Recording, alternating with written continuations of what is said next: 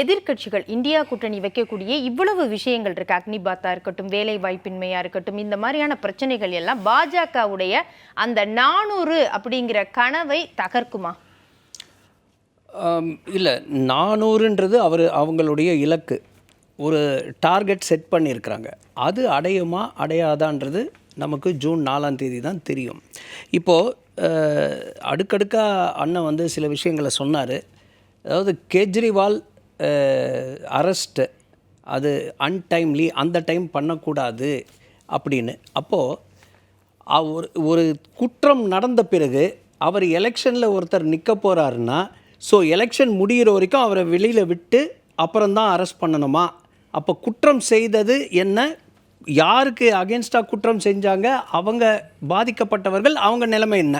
இல்ல, அது சரியா தேர்தல் தேதி அறிவிக்கிறதுக்கு முன்னாடி தான் பண்ணணுமா? 19 முறை சம்மன் அனுப்பி இருக்காங்க, அப்பெல்லாம் நடவடிக்கை எடுக்கலாமே. அப்ப விட்டுட்டு தேர்தல் தேதி அறிவிக்கிறதுக்கு முன்னாடி பண்றாங்க அப்படின்னா அவரை பார்த்து பயமான்னு கேக்குறாங்க. யாரை பார்த்து பயமா? கெஜ்ரிவாலை பார்த்து பாஜகவுக்கு பயமா, அவர் பிரச்சாரம் பண்ணிடுவாருங்கிற பயமான்னு கேக்குறாங்க. ஒன்று வந்து எதிர்கட்சிங்க ஒரு மகத்தான விஷயத்தை மறந்துடுறாங்க. எப்பெல்லாம் பிரதமர் மோடி அவருக்கு எதிர்ப்பாக ஒரு நேரேட்டிவ் செட் பண்ணாங்களோ அந்த டைம் எல்லாம் படுதோல்வி அடைஞ்சிருக்காங்க. அதாவது 2014 எலெக்ஷன் நடக்கும்போது மோடி அவர்கள் மட்டும்தான் என்னை பிரதமர் வேட்பாளராக அறிவித்தால் தான் நான் பிரச்சாரத்துக்கு வருவேன்னு பாஜகவில் சண்டை போட்டு அவர் பிரச்சாரத்துக்கு வந்தார். இவங்க என்ன சொன்னாங்கன்னா, ஒரு சாய்வாலா நாட்டை ஆள முடியுமா அப்படின்ற ஒரு நேரேட்டிவ் செட் பண்ணாங்க. என்ன ஆச்சு? 228 சீட்டு, 278 சீட்டு, 282 வந்துடுச்சு. தனிப்பான்மையான மெஜாரிட்டி வந்துடுச்சு. ரெண்டாவது வாட்டி 2019 சௌக்கிதார் சோர் ஹே அப்படின்னு ஆரம்பித்தாங்க. அப்போ என்னாச்சு?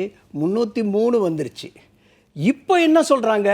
இவர் வெறும் பொய் தான் பேசுகிறாரு, மதவாதத்தை அடிப்படையாக கொள்கிறாரு அப்படின்னு இந்த வாட்டி சொல்கிறாங்க. இப்போ என்ன ஆக போகுதுன்னா, அந்த 303 350 இல்லை 375 ஆகிறது கூட வாய்ப்பு இருக்குது. அதுக்கு நான் சொல்கிறேன் என்ன நேரேட்டிவ்னு சொல்கிறேன் நான். அதாவது நீங்கள் இந்த ஒரு 9 மாநிலத்தில் பார்த்தீங்கன்னா, டெல்லி, ஹிமாச்சல் பிரதேஷ், சத்தீஸ்கர், ஜார்க்கண்ட், குஜராத், பீகார், யூபி, இந்த ஒரு 9 மாநிலத்தில் 274 சீட்டு. அதில் போன வாட்டி வந்து கிட்டத்தட்ட 230 சீட்டு ஜெயிச்சிருக்காங்க. அண்ட் இன்னொன்று, மொத்தம் வாங்கின சீட்டு தொகுதிகள் ஜெயித்தது வந்து 303 சீட்டு. அந்த 303 தொகுதிகளில் இவங்க வாங்கியிருக்கிற வாக்குகள் வந்து 24 கோடி வாக்குகள். அப்படி ஆவரேஜ் பார்த்தா கூட 435 தொகுதியில் போட்டியிட்டு 300 ஜெயித்ததில் அந்த ஆவரேஜ் சராசரி சதவிகிதம் பார்த்தா கூட 5.5 லட்சம் ஓட்டு வருது ஒரு சீட்டுக்கு. 303 சீட்டுக்கு எடுத்தால் 6.5 லட்சம் ஓட்டு வருது. இதே காங்கிரஸ் என்ன சொல்கிறாங்கன்னா, நேற்று ஒரு நேரேட்டிவ் செட் பண்ணுறாங்க. இந்த 6ஆம் கட்ட தேர்தலுக்கு முன்னாடி ஒரு நேரேட்டிவ் என்னென்னா, இந்த 6-7ல் 45 சீட்டு ஜெயிச்சா காங்கிரஸ் ஆட்சிக்கு வந்துடுவோம் அப்படின்னு சொல்கிறாங்க. அந்த 52 சீட்டுக்கே வருவோம். அந்த 52 தொகுதியிலேயே இவங்களுக்கு அதிகபட்சமாக கிடைச்சது வந்து கர்நாடகாவில், கேரளாவில் அண்டு பஞ்சாபில். இந்த 3 மாநிலத்திலாம் கிட்டத்தட்ட இந்த 52ல் 30 தொகுதிகள் இந்த மாநிலத்தில் தான் ஜெயிச்சிருந்தாங்க. ஸோ இப்படி இருக்கும்பொழுது இவங்களுக்கு அந்த 52ல் கூட இவங்க வந்து ஒரு 40% தொகுதியில் ஒரு 5% டிஃப்ரென்ஸில் தான் ஜெயிச்சிருக்காங்க. ஸோ இப்படி இருக்கும்பொழுது இவங்களுக்கு ஒரு ஸ்விங்கு எவ்வளோ வரணும்னா 15% வரணும், இல்லை 20% ஸ்விங்கு வந்தால் தான் எதிர்கட்சிகள்லாம் சேர்ந்து ஒரு கூட்டமைப்பாக நிற்க முடியும். அண்ட் இப்போவே அவங்களுக்குள்ளேயே எவ்வளோ பெரிய ஒற்றுமை இருக்குன்னா, நேற்றுக்கு கேஜ்ரிவால் டிவியில் எல்லாரும் பார்த்துருப்பாங்க, காங்கிரஸ் கேண்டிடேட்டை கட்டி பிடிச்சி டெல்லியில் கேம்பெயின் பண்ணுறாரு. அந்த காங்கிரஸ் அங்கே வந்து கூட்டணி அந்த பரப்புரையில் என்ன சொல்கிறாருன்னா, பாஜகவை வீழ்த்துவதற்காக இது ஒரு அப்நார்மல் கூட்டணி நாங்கள் பண்ணியிருக்கோம் அப்படின்ற வார்த்தையை யூஸ் பண்ணுறாரு. அப்போது பஞ்சாபில் எதற்காக காங்கிரஸை எதிர்த்து போட்டிடுறாங்க? அங்கே என்ன நேரேட்டிவ், அங்கே என்ன எய்மு? அண்ட் கொஞ்சம் சமீப காலத்தில் பார்த்தீங்கன்னா நம்ம மம்தா பானர்ஜி சொல்கிறாங்க, என்ன சொல்கிறாங்க, காங்கிரஸ் கூட ஏன் நீங்கள் கூட்டணி மறுத்துட்டீங்க அப்படின்னா, காங்கிரஸ் வந்து ஒரு உதவாத கட்சி, அவங்க 40 தொகுதி கூட அவங்களால ஜெயிக்க முடியாது இப்படின்னு அவங்க சொன்னது. அது இந்த மாநிலத்துக்குள்ள, எது மாநிலத்துக்குள்ள சொல்கிறாங்க, எது 40க்கு 40 வந்துருமா? கிடையாது. இந்தியாவில் 40 தொகுதி கூட ஜெயிக்க மாட்டாங்க அப்படின்றது திருமதி மம்தாவோட பேச்சு. ஏன்னா அங்கே எவ்வளோ சீட்டு இருக்குது? பெங்காலில் எத்தனை சீட்டு? அதில் எப்படி 40 வரும்? அவங்க தானே போன வாட்டி வந்து மம்தா பானர்ஜி 23 வாங்கியிருக்காங்க, பாஜக 18 வாங்கியிருக்கு. அப்போ அப்படி இருக்கும் பொழுது காங்கிரஸ்க்கு எப்படி 40 வரும்? அங்கே மொத்தமே அவ்வளோதானே, 44 45 தொகுதி தான் இருக்குது. அதில் எப்படி அதில் எப்படி 40 வரும்? மம்தா சொன்னது நாடு முழுக்க அவங்களுக்கு 40 தொகுதிகள் கூட ஜெயிக்கிறதுக்கு முடியாது அப்படின்றது அவங்களுடைய வாதம்.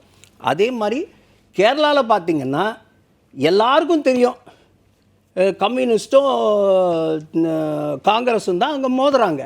இப்படி இருக்கிற பட்சத்தில் இவங்கெல்லாம் சேர்ந்து எப்படி ஜெயிச்சு, அதாவது சார் கூட்டணி தானே சார். இப்போ யார் ஜெயிச்சாலும் கேரளாவில் வந்து கம்யூனிஸ்ட் ஜெயிச்சாலும் சரி, காங்கிரஸ் ஜெயிச்சாலும் சரி, அது இந்தியா கூட்டணிக்கு தான். அதே மாதிரி வெஸ்ட் பெங்காலில் மம்தா பானர்ஜி வெளியிலிருந்து ஆதரவு தருவோம்னு சொன்னால் கூட ஆதரவு தர்றாங்க. அங்கே அவங்க ஜெயிச்சாலும் சரி, கம்யூனிஸ்ட் வந்தாலும் சரி, காங்கிரஸ் வந்தாலும் சரி, இது இந்தியா கூட்டணிக்கு தான். அவங்க ஒரே இலக்கில் என்ன போகிறாங்க அப்படின்னு சொன்னால், யார் வரணுங்கிறத விட யார் வரக்கூடாதுங்கிறதுல நாங்கள் தெளிவாக இருக்கிறோம். அப்போ இந்த அடிப்படையில் பாஜக வரக்கூடாது, அதனால எங்களுக்குள்ள இருக்கக்கூடிய முரண்பாடுகளை நாங்கள் பெருசுப்படுத்துறது இல்லைன்ட்டாங்க. அப்போ இதை கண்டு திரும்ப திரும்ப இந்தியா கூட்டணியில் முரண்பாடு இருக்கு அப்படிங்கும் போது அது பாஜகவுடைய பதட்டத்தை தானே காட்டுது. சேரவே மாட்டாங்கன்னு சொன்னவங்க இன்னைக்கு சேர்ந்துட்டாங்க, 6 கட்டம் முடிஞ்சிருச்சு, 7வது கட்டம் வந்துருச்சு. அப்போ அடுத்தடுத்த கட்டத்துக்கு யாருக்கு பதட்டம் இருக்கு? இப்படி எடுத்துக்கலாமா? ஒரு சின்ன குறுக்கீடு, முரண்பாடு இல்லாத எந்த கூட்டணியுமே கிடையாது. இவருக்கு ஞாபகப்படுத்துகிறேன், ஒரு வரலாற்று குறியீடு 1989 விபி சிங் கவர்மெண்ட்டுக்கு சிபிஐயும் பாரதிய ஜனதா பார்ட்டியும் வெளிலிருந்து சப்போர்ட் பண்ணி ஒரு கவர்மெண்ட் ரன் பண்ணிச்சு. அதுவும் வரலாறு தான். இருக்கட்டும் சார், இப்படி எடுத்துக்கலாமா? INDIA அப்படின்னு வச்சதுக்காக இந்தியா வந்து யூனிட்டி அண்ட் டைவர்சிட்டி, ஸோ அந்த அடிப்படையில் கூட்டணி சேர்ந்திருக்காங்க. நீங்க எந்த அடிப்படையிலயோ வெற்றி யாரு வரணும் வரக்கூடாது அது மட்டும் தான். யூனிட்டி இன் டைவர்சிட்டி. நீங்க என்ன விளக்கம் என்ன வேணாலும் அது கேலி கிண்டல் பண்ணனா கூட கிண்டல் கிடையாது. நீங்க சொல்றீங்க, அதாவது எதிர்த்து போட்டிடுவாங்க, யார் ஜெயிச்சாலும் அது அவங்களுடைய வெற்றி தான். இது என்ன நியாயம்? இது அதாவது வரலாற்று உதாரணம் சொன்னார் இல்லையா, அது மாதிரி ஒரு ஃபார்ம் பண்ணனும் ஒரு கவர்மெண்ட் பண்ணனும் போது அதற்கான முயற்சி. சரி, அன்னைக்கு வந்து கம்யூனிஸ்டும் பாஜகவும் நாங்க கூட்டணியில் இருக்கோம்னு சொன்னாங்களா? இல்ல, அதுதான் நான் சொல்ல வரேன். இல்ல, வெளியில இருந்து மம்தா எக்ஸாம்பிள் சொன்னீங்கல, மம்தா இப்ப இன்னைக்கு என்ன சொல்றாங்கன்னா, நாங்க பெங்கால்ல நாங்க வெற்றி பெறுவோம், ஆனாலும் மத்தியில இந்தியா கூட்டணிக்கு தான் சப்போர்ட் பண்ணுவோம்னு சொல்றாங்க. அந்த எக்ஸாம்பிளுக்கு தான் நான் சொன்னேன், விபி சிங் இருந்தபோது கம்யூனிஸ்ட் சப்போர்ட் பண்ணாங்க. அப்படி கிடையாது சார், ஒரு பெரிய வித்தியாசம் இருக்கு. இங்க வந்து நாங்க கூட்டணி அப்படின்னு இந்த 26 கட்சி 3 மீட்டிங் நடத்தினாங்க. அவங்களோட கிராஃப் மேலே போனது உண்மைதான். ஜூலையில் அந்த ஃபார்ம் பண்ண உடனே அவங்களுக்கு 193 சீட்டு வரதா இருந்தது, பாஜகவுக்கு 305 சீட்டு வரதா இருந்தது. இதே இவங்களுடைய ஒற்றுமையை பார்த்து ஏப்ரல் 24 எடுத்த கருத்து கணிப்பில் என்ன ஆச்சுன்னா, பாஜகவுக்கு 370 சீட்டும் இந்த கூட்டணிக்கு மறுபடியும் 145 150 சீட்டு தான் வர மாதிரி கருத்து கணிப்பு சொல்லுது.